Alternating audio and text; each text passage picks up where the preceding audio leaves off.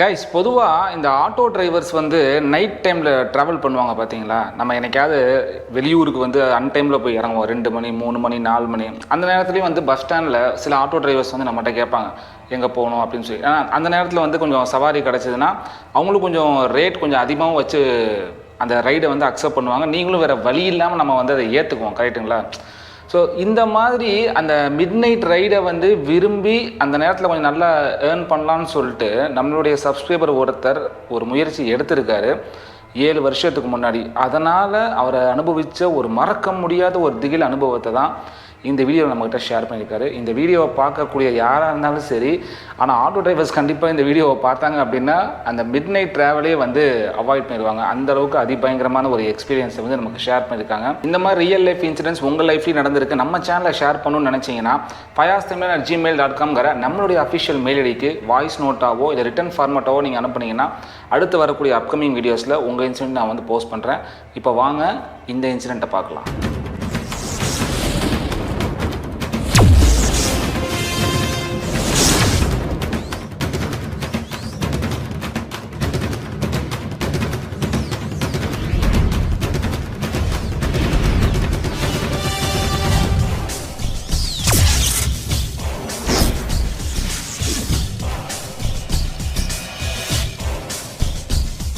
இந்த இன்சிடெண்ட்டை நமக்கு ஷேர் பண்ணியிருக்கக்கூடிய நம்மளுடைய சப்ஸ்கிரைபர் பேர் வந்து ரவி. இந்த இன்சிடெண்ட் கரெக்டாக அவங்களுக்கு 2019 வருஷத்தில் நடக்குது. இவர் வந்து திருநெல்வேலி மாவட்டத்தை சேர்ந்தவர். யூஸ்வலாக பகல் நேரத்தில் போகக்கூடிய ரைடை விட நைட்டு தான் வந்து ஆட்டோ ரைடுக்கு வந்து ரொம்ப இம்பார்ட்டன்ஸ் கொடுப்பாரு. நம்ம முன்னாடியே சொன்ன மாதிரி நல்ல ஏர்னிங்ஸ் பண்ணலாங்கிற அந்த ஒரு காரணத்துக்காக தான். சில பேர் வந்துட்டு நைட் டைம் வந்து அந்த தூங்குறதுக்காக பயன்படுத்துவாங்க. பட் இவர் என்ன பண்ணுவார்னா கொஞ்சம் டிஃப்ரெண்ட்டு. மார்னிங் டைமில் தூங்கிட்டு நைட் ஃபுல்லாக ஆக்டிவாக நல்லா ஏர்ன் பண்ணுங்கிறதுக்காக தான் வந்துட்டு அந்த ஏரியாலே வந்து எல்லாருக்குமே வந்து இவருக்கு வந்து பூஸ்ட் ரவின்னு தான் வந்து நிக் நேமே வச்சுருக்காங்க. அதாவதுனா எந்நேரமும் ஆக்டிவாக இருப்பார். அதுக்கு பேர் தான் வந்து அந்த பூஸ்ட் ரவின்னு சொல்லி இவருக்கு ஒரு நிக் நேமே இருக்குது. அதாவது இந்த சம்பவம் நடக்கிற அன்னைக்கு பயங்கரமான மழை. சில ஆட்டோ டிரைவர்ஸ் வந்து அக்செப்ட் பண்ணிக்கிட்டாலுமே பல ஆட்டோ டிரைவர்ஸ் வந்து மழை நேரத்தில் நம்ம எதுக்கு ரைடு எடுத்துகிட்டுன்னு சொல்லிட்டு அந்த ஆட்டோக்கு சைடில் அந்த கவர் மாதிரி இருக்கும் பார்த்தீங்களா, அதை இழுத்து விட்டு பாதி பேர் வந்துட்டு அப்படியே தூங்க ஆரம்பிச்சிட்டாங்க. பட் ரவி மட்டும் நமக்கு ஏதாவது ஒரு ரைடு கிடைக்குமான்னு சொல்லிட்டு அந்த பஸ் ஸ்டாண்டை சுற்றியே வந்து வெயிட் பண்ணிட்டுருக்காரு. பயங்கரமான மழை. இந்த நேரத்தில் நமக்கு ஏதாவது ஒரு ரைடு கிடச்சதுன்னா கண்டிப்பாக வந்துட்டு ஒரு லாங் ரைடாக வந்து நம்ம பிக் பண்ணணும். லாங் ரைடுனா இன்னும் கொஞ்சம் அமௌண்ட் வந்து அதிகமாக வச்சு நம்ம வந்து அக்செப்ட் பண்ணிக்கலாம்னு சொல்லிட்டு ஏதாவது ரைடு கிடைக்குமான்னு சொல்லி காத்துக்கிட்டே இருக்காரு. மழை அப்போ தான் லைட்டாக கொஞ்சம் கொஞ்சமாக படிப்படியாக குறையுது. அப்போ தான் ரவி ஒரு விஷயத்தை யோசிக்க ஆரம்பித்தார். மழை பேஞ்சிட்டு இருக்கும்போதே ஏதாவது கஸ்டமர் வந்திருந்தாங்கன்னா நம்ம கொஞ்சம் ரேட் அதிகமாக வச்சு போயிருக்கலாம். இப்போ மழை வந்து குறைஞ்சிருச்சு, என்ன பண்ணுறதுன்னு தெரியாமல் பக்கத்தில் இருக்கிற டீ கடையில் போய் ஆட்டோவை நிப்பாட்டி அங்கே போய் டீ குடிச்சிட்ருக்காரு. மணி எக்ஸாக்டாக பார்த்தீங்கன்னா 2:17 நடுஜாமும். இப்படி டீ குடிச்சிட்டு இருக்கும்போதே வந்து பார்த்திங்கன்னா ஒரு லேடி வராங்க. ஒரு லேடி தலையை கீழே குனிஞ்சிக்கிட்டே வந்து வராங்க. ஏதோ தயக்கமாக பார்த்துக்கிட்டே ஏதோ வர மாதிரியே அவருக்கு தெரியுது. ஆட்டோ வேணுமான்னு சொல்லி இவராகவே வாண்டடாக கேட்குறாரு. ரவி கேட்குறாரு. ஆமாம் அப்படின்றாங்க. எங்கே போகணும் மேடம் அப்படின்னு சொல்லி கேட்குறாங்க. இந்த மாதிரி வந்து திருநெல்வேலியிலேருந்து ரொம்ப தூரம் வில்லேஜை நோக்கி ஒரு இடத்த சொல்கிறாங்க. பக்கத்தில் வந்து சுடுகாடை வந்துட்டு அவங்க வந்து லேண்ட்மார்க்காக சொல்கிறாங்க. அதை கேட்டுன்னு அவருக்கு அப்படியே ஷாக் ஆகுது. எவ்வளவோ லேண்ட்மார்க் இருக்குது, அதை சுடுகாடுன்னு தான் சொல்லணுமான்னு சொல்லிட்டு அவர் சிரிக்கிறாரு. ஆக்சுவலாக வந்து பெருசாக சிரிக்கிறாரு. ரொம்ப தூரம் போகணும், 1800 ரூபா ஆகும், ஓகேங்களா, ரொம்ப அவுட்டரில் சொல்கிறீங்க அப்படின்னு சொல்லி கேட்குறேன். சரி பரவாயில்ல அப்படின்றாங்க. அந்த அம்மாவும் உடனே ஓகே சொல்லும்போது இவருக்கு ரொம்ப குஷி ஆகிடுச்சு. மழை பேஞ்சிட்டு இருக்கும்போது கூட இவ்வளோ ரைடுக்கு வந்திருக்காது, மழை நின்னதுக்கப்புறம் இவ்வளோ ரைடு வருது, ரொம்ப அவுட்ரு வேறு போகலாம் அப்படின்னு சொல்லிட்டு என்ன பண்ணுறாரு, டக்குன்னு வந்து வண்டியில் ஏறுங்க, நான் உங்களை கூப்பிட்டு போகிறேன் சேஃபாக அப்படின்னு சொல்லிட்டு வண்டியை ஸ்டார்ட் பண்ணுறாங்க. ஆட்டோ மூவ் ஆக ஸ்டார்ட் ஆகுது. கொஞ்சம் கொஞ்சமாக அந்த சிட்டியை விட்டு வெளியே அந்த வில்லேஜை நோக்கி ட்ராவல் பண்ண ஆரம்பிக்கிறாங்க. சிட்டியில் இருக்கும்போது பார்த்தீங்கன்னா சிட்டியிலேருந்து அந்த வில்லேஜை நோக்கி போகக்கூடிய பாதைகள் ஃபுல்லாக அங்கங்கே ஸ்ட்ரீட் லைட்ஸ் இது எல்லாமே இருந்துச்சு. பட் சிட்டியை தாண்டி அந்த வில்லேஜை நோக்கி போகும்போது சுற்றியும் ஒரு ஸ்ட்ரீட் லைட் கூட இல்லை. ஆட்டோலேருந்து வரக்கூடிய அந்த ஒரே ஒரு வெளிச்சம் மட்டும்தான். ஒரு மாதிரி அவருக்கே ஒரு பய உணர்வு ஏற்படுது. ஒருவேளை இந்த இடத்துல நம்ம ஆட்டோவில் வரக்கூடிய இந்த ஒளி வெளிச்சம், இந்த லைட் வெளிச்சம் ஒருவேளை தெரியல அப்படின்னா என்ன ஆகும் அப்படின்னு சொல்லி அந்த ஒரு பயம் அவருக்கு வருது. ஏன்னா இப்போது வேறு வெளிச்சமும் இல்லை, நம்ம ஒரு காட்டை நோக்கி போகிற மாதிரி தெரியுது. நம்ம ஃபோனில் இருக்கக்கூடிய அந்த ஃப்ளாஷ் லைட்டை வச்சு நம்ம அடித்தாலும் ஒன்றும் அந்தளவுக்கு வெளிச்சமும் இருக்காது. ஒருவேளை நம்மளோட லைட் ஒர்க் ஆகலைன்னா என்ன ஆகும் இந்த நேரத்தில், இந்த ஒரு வெளிச்சத்தை நம்பி தான் நம்ம போயிட்டுருக்கோம்னு சொல்லிட்டு ஒரு பயம் அவருக்குள்ளே இருக்குது. என்ன தான் மிட் நைட்டில் நிறைய இடங்களில் ட்ராவல் பண்ணியிருந்தாலும் சிட்டிக்குள்ளார தான் அவர் ட்ராவல் பண்ணியிருக்காரு. பட் சிட்டியை தாண்டி வில்லேஜை நோக்கி போகும்போது அவருக்கு அந்த ஒரு பய உணர்வு, அதுவும் அந்த நடுஜாமத்தில் போகிறனால அந்த பய உணர்வு ஏற்படுது. சரி, இந்த ஒரு விஷயந்தான் நமக்கு பயமாக இருக்குதுன்னு பார்த்தா அந்த ஏறின லேடி வந்து எதுவுமே பேசாமையே வராங்க. இவருடைய அந்த ஆட்டோக்குள்ளே அந்த கண்ணாடி இருக்கும் இல்லையா, அந்த கண்ணாடியில் வந்து பின்னாடி பார்க்குறாரு.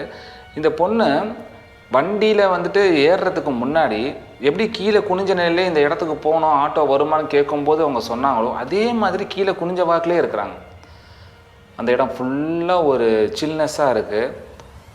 அவங்க வந்து கீழே குனிஞ்ச அந்த தலை வந்து மேலே நிமிரவும் இல்லை, வாயை திறந்து பேசவும் இல்லை. இவருக்கு ஒன்றுமே புரிய மாட்டேங்குது. ஏதோ ஒரு விஷயம் நம்மளை சுற்றி ஸ்ட்ரேஞ்சாக நடக்கிற மாதிரியே இருக்கே அப்படின்னு சொல்லிட்டு, சரி நமக்கு எதுக்கு இந்த வம்பு, நம்ம சீக்கிரமாக நம்ம வந்து போய் இவங்களை ட்ராப் பண்ணிடலாம், இவ்வளோ யோசிக்கிறது போல் சீக்கிரமாக நம்ம போயிடலான்னு சொல்லிட்டு வண்டியை இன்னும் கொஞ்சம் ரைஸ் பண்ண ஆரம்பிக்கிறார்.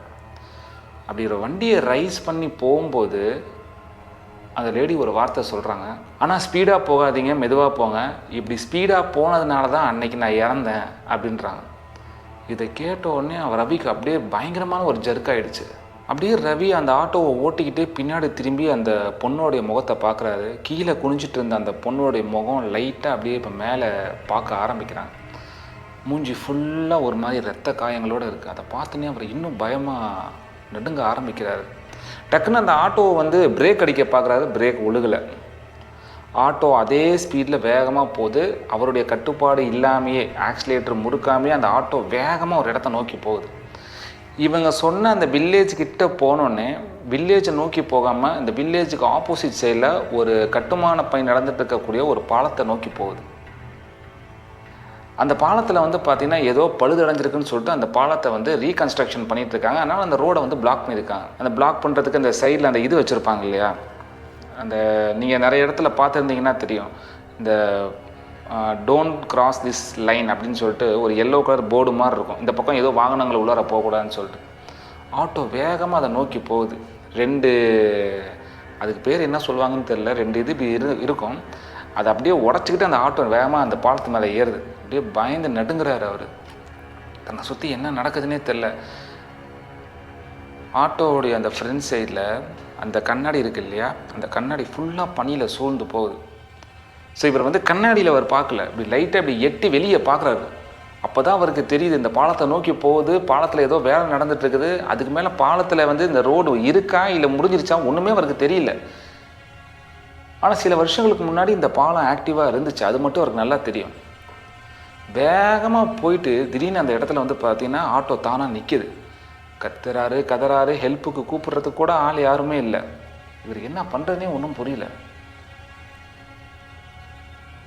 ஆட்டோ நின்னோடனே அந்த லேடி வெளியே இறங்குறாங்க.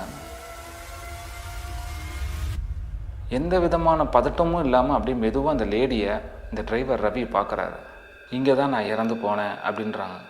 ரவிக்கு ஒன்றுமே புரியல. சொல்லிவிட்டு அந்த லேடி அந்த ஆட்டோ விட்டு இறங்கி நேராக அந்த பாலத்தை நோக்கி போகிறாங்க. ரவிக்கு அப்படியே அந்த ஆட்டோவை வேகமாக ஸ்டார்ட் பண்ணலான்னு பார்க்குறாரு, ஸ்டார்ட் ஆகலை. இந்த லேடி தனியாக அந்த பாலத்தை நோக்கி போகிறாங்களே, ஒருவேளை இவங்களுக்கு ஏதாவது மனநலம் பாதிக்கப்பட்டிருக்கா? சரி, இவங்களுக்கு மனநலம் பாதிக்கப்பட்டிருந்தாலுமே எப்படி இந்த ஆட்டோ வந்து நம்ம கண்ட்ரோலில் மீறி அதுவாகவே போகுதுன்னு சொல்லி இவர் ஒன்றுமே புரியல. அவங்க பாட்டு இறங்கி அந்த நடுஜாமத்தில் அந்த பாலத்தை மேலே ஏறி போகிறாங்க. இந்த ஆட்டோலேருந்து வரக்கூடிய அந்த லைட் வெளிச்சத்தில் ரவி பார்க்குறாரு. ஆட்டோவை விட்டு இறங்கி அந்த லேடி என்ன தான் பண்ணுறாங்கன்னு பார்க்குறாரு. நேராக அந்த பாலத்துக்கிட்ட போகிறாங்க.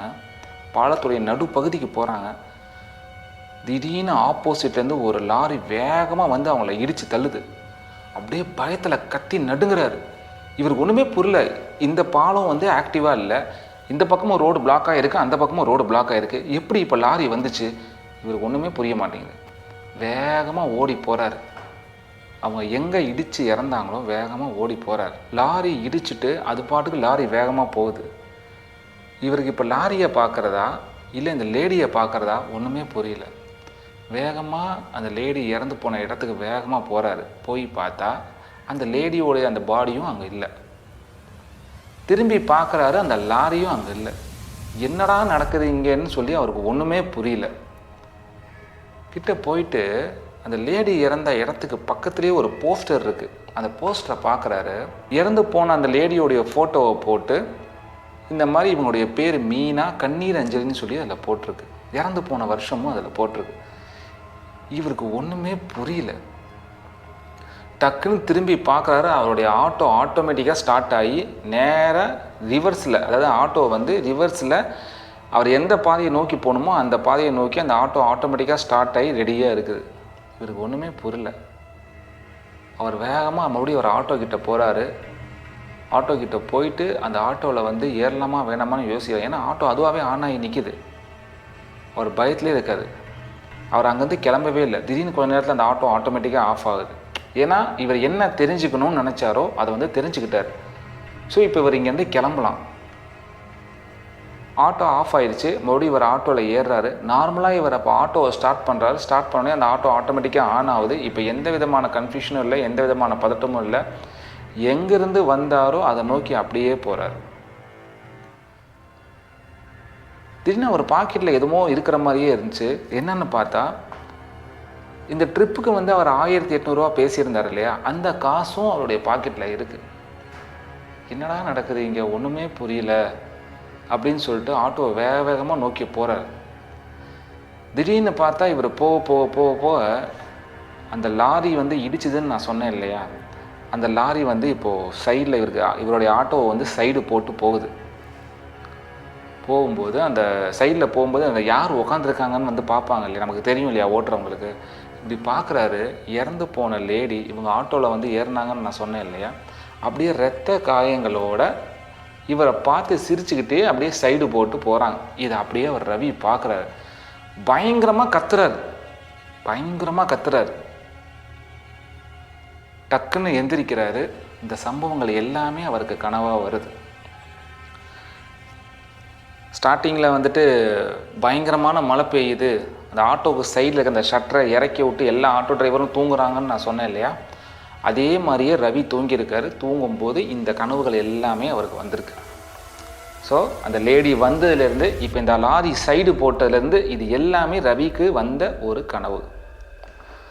இப்போது அவருக்கு வந்து இதெல்லாம் ரியலிஸ்டிக்காக பார்த்த மாதிரி இருந்துச்சு. ஏன்னா ஒரு கனவாக வர்றதுக்கும் ஒரு நிஜமாக வர்றதுக்குமே சில வித்தியாசங்கள் இருக்குது இல்லையா. கனவுங்கிறது மேக்ஸிமம் அடுத்த நாள் எழுந்துச்சுனே நம்ம வந்து அதை மறந்துடுவோம். ஆனால் இவருக்கு அதை மறக்க முடியல. ஏன்னா எல்லாமே ரியலிஸ்டிக்காக நடந்த மாதிரி இருந்துச்சு. எதுவுமே அவருக்கு மறக்கிற மாதிரியே இல்லை. அடுத்த நாள் கொஞ்சம் கொஞ்சமாக இது அப்படியே நார்மல் ஆகுது. அடுத்த நாள் நைட்டு இதே மாதிரியே ஒரு ரைடு வருது. ஒரு வயசானவர் சிட்டிக்குள்ளார வந்து ஒரு இடத்துக்கு போகணும்னு சொல்கிறாரு. இவரும் வண்டியில் ஏற்றுறாரு. அப்போ நைட்டு வந்து பார்த்திங்கன்னா இதே மாதிரி ஒரு 2:15 அந்த மாதிரி டைமுக்கு அந்த ரைடை வந்து அக்செப்ட் பண்ணுறாரு. அந்த வயசானவர் இந்த ஆட்டோவில் ஏறும்போது கொஞ்சம் தூரம் போகிறாரு. போயிட்டு திடீர்னு வேகமாக அந்த ஆட்டோவை நிப்பாட்ட சொல்கிறார். தம்பி வண்டியை நிப்பாட்டுப்பா அப்படின்னு சொல்லி. இவருக்கு ஒன்றும் புரியல. ஏங்க என்னங்க ஆச்சு அப்படின்னு சொல்லி கேட்குறாரு ரவி. வேணாம்ப்பா, நான் உன் ஆட்டோவில் வரல, என்னமோ சரியா இல்லை, உன் ஆட்டோவில் வந்துட்டு யாரோ என் பக்கத்தில் உட்காந்து பேசுகிற மாதிரியே இருக்குது, நான் வரல அப்படின்னு சொல்லிட்டு வேகமாக இறங்கி நான் வேறு ஆட்டோ பார்த்துக்கிறேன்னு சொல்லிட்டு போயிடுறாரு. காசை கூட வச்சுக்கோ அப்படின்னு சொல்லிட்டு. ரவிக்கு ஒன்றுமே புரியல. இந்த ஐயா பின்னாடி உட்காந்துருந்தாலும் நான் சொன்னேன் இல்லையா, அதை ஒட்டியே பார்த்தீங்கன்னா இன்னொருத்தங்களுடைய கை அச்சு வந்துட்டு அந்த ஆட்டோவில் இருக்குது. இவருக்கு புரியல ரவிக்கு, இந்த ஐயாவுடைய கையாச்சா இல்லை வேறு யாராவது ஒருத்தருடைய கையாச்சா. இன்றைக்கி மழை பெய்யலை, ஏன் இந்த ஈரம் படிஞ்ச கை வந்து இங்கே இருக்குது, இது என்னவா இருக்கும்? இவருக்கு ஒன்றுமே புரியல. நேற்று நடந்த அந்த கனவு வந்து அவருக்கு திரும்பவும் அவர் மைண்டுக்குள்ளார ஓடிக்கிட்டே இருக்குது. ஒருவேளை அந்த லேடியோடைய கனவு வந்ததுலேருந்து நமக்கு இந்த மாதிரி ஏதாவது இருக்குதா, நமக்கு ஏதாவது பண்ணுதா, இல்லை நம்மக்கிட்ட ஏதாவது சொல்ல நினைக்குதான்னு சொல்லிட்டு ரவிக்கு ஒன்றுமே புரியல. இதை பற்றி டீப்பாக இறங்கி நம்ம வந்து ஆராய்ச்சி பண்ணணும்னு சொல்லி ஒரு முடிவு எடுக்கிறாரு. ஏன்னா திரும்ப அந்த ஒரு விஷயம் நம்ம மைண்டில் ஓடிட்டே இருக்குது. ஏன்னா அது வந்து கனவுங்கிறது நம்ம மறந்துட்டோம்னா பிரச்சனை இல்லை, அது வந்து மறக்க முடியல. அது நம்மளை உள் மனசில் போயிட்டு ஏதோ ஒரு ஆழமாக பாதித்த மாதிரியே அவருக்கு ஒரு உணர்வு ஏற்படுது.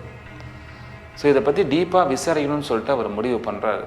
பகல் நேரத்தில், அடுத்த நாள் காலையில் பகல் நேரத்தில் ஒரு பாலத்தில் போயிட்டு ஆக்சிடெண்ட் ஆச்சுன்னு நான் சொன்னேன் இல்லையா, அந்த பாலத்தை நோக்கி போகிறாரு. அங்கே போய் பார்க்கும்போது தான் அவருக்கு ஒரு ஷாக்கிங்கான விஷயம் நடக்குது. நிஜமாகவே மீனாங்கிற ஒரு பொண்ணு இந்த மாதிரி இறந்து போய் அவங்களுடைய கண்ணீர் அஞ்சலி போஸ்டர் வித்து டேட்டோடு அதில் வந்து அந்த பாலத்தில் இருந்ததை பார்த்துட்டு ஒரு பயங்கரமாக ஷாக் ஆகிறாரு. அப்போ நமக்கு கனவுல வந்தது வந்து பொய் கிடையாது, நிஜம்தான். உண்மையிலேயே இப்படி ஒரு லேடி இறந்து போயிருக்காங்க. ஆனால் இந்த லேடியை இதுக்கு முன்னாடி நம்ம பார்த்த மாதிரி ஞாபகமும் இல்லை. எதுக்காக இந்த லேடி இறந்த இந்த சம்பவங்கள் எல்லாம் நமக்கு கனவுல வரணும், நாமையே அதெல்லாம் பார்க்கணும், இப்போயே நாம் இந்த பாலத்துக்கு வரணும். கனவுல பார்த்த அந்த விஷயம் ரியலாகவே நடக்குது. இன்ஃபேக்ட் சொல்லணும்னா இது சிட்டியை விட்டு அவுட்டர் இருக்கக்கூடிய ஒரு ஏரியா.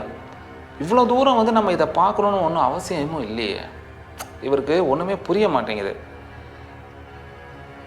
அப்புறம் அக்கம் பக்கத்தில் இருக்கவங்கள்ட்ட விசாரிக்கிறாரு. இந்த மாதிரி இந்த பொண்ணுடைய போஸ்டர் வந்து அங்கே இருக்குது, இது வந்து எப்படி ஆச்சு அப்படின்னு சொல்லி கேட்கும்போது அவங்க சொல்கிறாங்க, இந்த பொண்ணு வந்துட்டு இந்த பக்கம் வரும்போது லாரியில் அடிபட்டு இறந்து போயிடுச்சுப்பா அப்படின்றாங்க. ஸோ அந்த லாரியும் இப்போ கனெக்ட் ஆகுது. நம்ம கனவுல வந்த மாதிரியே லாரியில் இடிச்சு தான் இந்த பொண்ணு இறந்து போயிருக்குது. ஸோ இப்போ லாரியும் கனெக்ட் ஆகுது, இதுவும் இருக்குது. ஆனால் இந்த ரெண்டுக்குமே நமக்கும் சம்மந்தம் இல்லையே. லாரியில் இந்த பொண்ணு இறந்து போச்சு, அதுக்கும் எனக்கும் என்ன சம்மந்தம்? ஏன் எனக்கு இது கனவுல வருது? இவருக்கு இன்னும் புரியல. ஸோ இதை பற்றி இன்னும் டீப்பாக வந்து தெரிஞ்சுக்கணுங்கிறதுக்காக என்ன பண்ணுறாங்கன்னா, இவருடைய ஃப்ரெண்டு வந்து போலீஸ் ஸ்டேஷனில் வந்து இருக்கிறார். ஸோ அவர்கிட்ட போயிட்டு இந்த மாதிரி இந்த ஒரு ஆக்சிடெண்ட் ஆச்சுல்ல, இதை பற்றி டீட்டெயில்ஸ் எதாவது தெரியுமான்னு சொல்லி விசாரிக்கும்போது அவருடைய ரெஃபரன்ஸ் யூஸ் பண்ணி இந்த பல வருஷங்களுக்கு முன்னாடி நடந்த இந்த இன்சிடெண்ட் எல்லாம் வந்துட்டு பார்க்குறாங்க. அப்போ பார்க்கும்போது அந்த லாரியோடைய அந்த வண்டி நம்பரை பார்க்கும்போது தான் ரவிக்கு பயங்கரமான ஷாக் ஆகுது. அந்த லாரி வேறு யாரோடதும் இல்லை, ரவியோடைய சொந்த அப்பா ஓட்டிகிட்டு வந்த லாரி தான் அது. இந்த ஆக்சிடென்ட் நடந்தது ரவிக்கிட்ட அவங்க அப்பா சொன்னார், இது மாதிரி ஒரு பொண்ணு ஸ்பாட் அவுட் ஆயிடுச்சு அப்படிங்கிறது கூட சொன்னார். ஆனால் ரவி வந்து அந்த நேரத்தில் வந்து அதை பெருசாக எடுத்துக்கல. ஏன்னா அந்த பொண்ணு மேலே தான் மிஸ்டேக்குன்னு சொல்லிட்டு இவரும் அது ஒரு விஷயத்தை வந்து பெருசாக எடுத்துக்கல, மறந்துட்டார். ஆனால் அந்த பொண்ணு தான் இந்த பொண்ணுங்கிறது ரவிக்கு வந்து இப்போ தான் தெரிய வருது.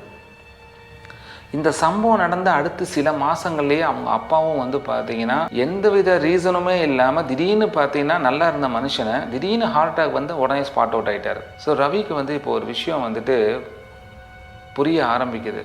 நம்ம அப்பாவுடைய தவறுனால தான் இந்த பொண்ணு வந்து இறந்துருக்கு. ஸோ இப்போ அப்பா இல்லை, இருந்தாலும் அவருடைய வாரிசு நான் இருக்கேன், என்கிட்ட அது என்னமோ சொல்ல நினைக்கிது. அப்பா இருந்திருந்தால் அப்பா கிட்ட சொல்லியிருக்கோம், இப்போ வந்து நான் மட்டும்தானே இருக்கேன், அதனால் என்கிட்ட என்னமோ சொல்ல நினைக்கிது, அது என்ன சொல்ல நினைக்கிதுன்னு தெரிலன்னு சொல்லிட்டு ஒரு கன்ஃபியூஷன்லேயே தூங்குறாரு. இப்போ தூங்கும்போது மறுபடியும் அவருக்கு ஒரு கனவு வருது. அந்த கனவில் என்ன வருதுன்னா, நான் இப்போ கொஞ்சம் நேரத்துக்கு முன்னாடி சொன்னேன்ல, இவர் ஆட்டோ ஓட்டிகிட்டு போயிட்டுருக்காரு, பக்கத்துலேயே அந்த லாரி வந்து சைடு போடுது. அந்த லாரியில் வந்துட்டு அந்த இறந்து போன பொண்ணு உடம்புல ரத்தமாக அப்படியே வடிஞ்ச மாதிரியே இவரை வந்து பார்க்குது. இப்படி சைடில் பார்க்குறாங்க, பார்த்துட்டு சிரிக்கிறாங்க. ஸோ இப்போ ஒருத்தருடைய முகம் தான் இவ்வளோ நம்ம தெரிஞ்சுது. இப்போ அடிஷ்னலாக இன்னொன்று என்ன தெரியுதுன்னா, அதுக்கு பின்னாடியே ரவியோடைய அப்பாவுடைய முகமும் அதே மாதிரி ரத்த வடிஞ்ச நிலையில் அவரும் சேர்ந்து சிரிக்கிறாரு. ஏன்னா அவர் தாங்க லாரி டிரைவரு. ஸோ இப்போ இவங்க 2 பேருமே இவரை பார்த்து சிரிக்கிறத வந்து இவர் கனவுல பார்க்குறாரு. மறுபடியும் வந்து ஜெர்க்காய் பயத்தில் எந்திரிச்சிடுறாரு. இப்போ இது என்ன சொல்யூஷன்னே தெரியல. என் குடும்பத்தை வந்து நான் ரொம்ப மிஸ் பண்ணுறேன் அப்படின்னு சொல்லிட்டு அந்த லாரியை சைடு போடும்போதே அவங்க சொல்கிறாங்க. ஏன்னா இது கனவுங்கிறதுனால நீங்கள் யோசிச்சு பாருங்களேன், ஆட்டோ இப்படி போயிட்டுருக்கு, லாரி இப்படி போயிட்டுருக்கு, பேசுகிறதே கேட்காது, அவ்வளோ காற்றடிக்கும்.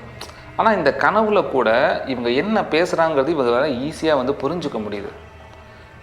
என் குடும்பத்தை நான் பார்க்கணும், அவங்கள்ட்ட நான் பேசணும் அப்படிங்கிற மாதிரி சொல்கிறாங்க.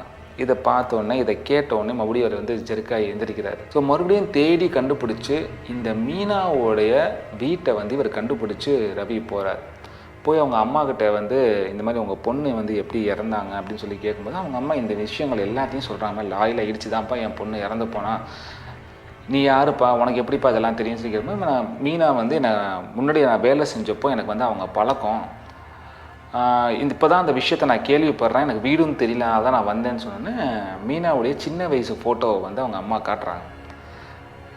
இதுதான் வந்து என்கிட்ட இருக்கிற ஃபோட்டோ, இது வந்து அவளுக்கு ரொம்ப பிடிக்கும், இது வந்து இதை பார்த்து பார்த்து எப்போவும் வந்து அவள் வந்து ரசிப்பா. அவள் ஃப்ரெண்ட்ஸ் யார் இங்கே வீட்டுக்கு வந்தாலுமே இந்த ஃபோட்டோவை பார்த்து அவளை கொஞ்சம் கிண்டல் அடிப்பாங்க. அவளும் அதை பெருசாக எடுத்துக்க மாட்டா. சின்ன வயசுலேயே இவ்வளோ அழகாக இருக்கியே அப்படின்னு சொல்லிட்டு சொல்லுவாங்க. அவளுக்கும் பர்சனலாக இந்த ஃபோட்டோனா ரொம்ப பிடிக்கும் அப்படின்னு சொல்லி அவங்க அம்மா வந்துட்டு இதாக சொல்லுவாங்க. ஸோ ரவி என்ன பண்ணுறான்னா அவங்க அம்மா கிட்ட அம்மா ஒரு கிளாஸ் தண்ணி மட்டும் கொண்டு வாங்க குடிக்க அப்படின்னு சொல்கிறாங்க. ஸோ அவங்க அம்மாவும் தண்ணி கொண்டு வர போகிறாங்க. அந்த கேப்பில் இவர் என்ன பண்ணுறாருன்னா அந்த ஃபோட்டோ ஃப்ரேமை வந்து இவர் ஃபோனில் நீட்டாக ஒரு ஃபோட்டோ எடுத்துக்கிறாரு. ஃபோட்டோ எடுத்துகிட்டு தண்ணி குடிச்சிட்டு வெளியே வந்துடுறாரு.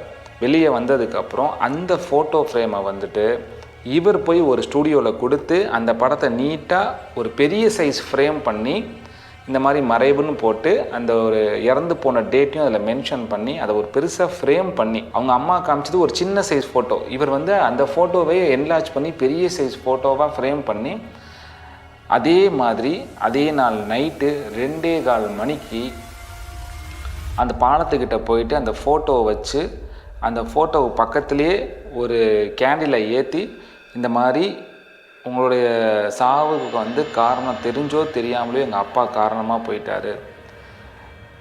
என் மூலிமா நீங்கள் என்ன சொல்லணும்னு நினச்சிங்கிறது தெரியல. ஆனால் நான் வந்துட்டு உங்கள் அம்மா கிட்ட போய் பார்த்து பேசி அவங்கள்ட்ட ஆறுதலாக உங்களுடைய ஆன்மா சாந்தி அடையணும்னு கண்டிப்பாக அடைஞ்சிரும் அப்படின்னு சொல்லி அவங்கக்கிட்டையும் ஆறுதலாக பேசிவிட்டு இப்போ உங்கள்கிட்டையும் நான் வந்திருக்கிறேன். இதுக்கு மேலே என்னைய வந்துட்டு நீங்கள் எந்த வகையிலையும் தொந்தரவு பண்ணாதீங்க.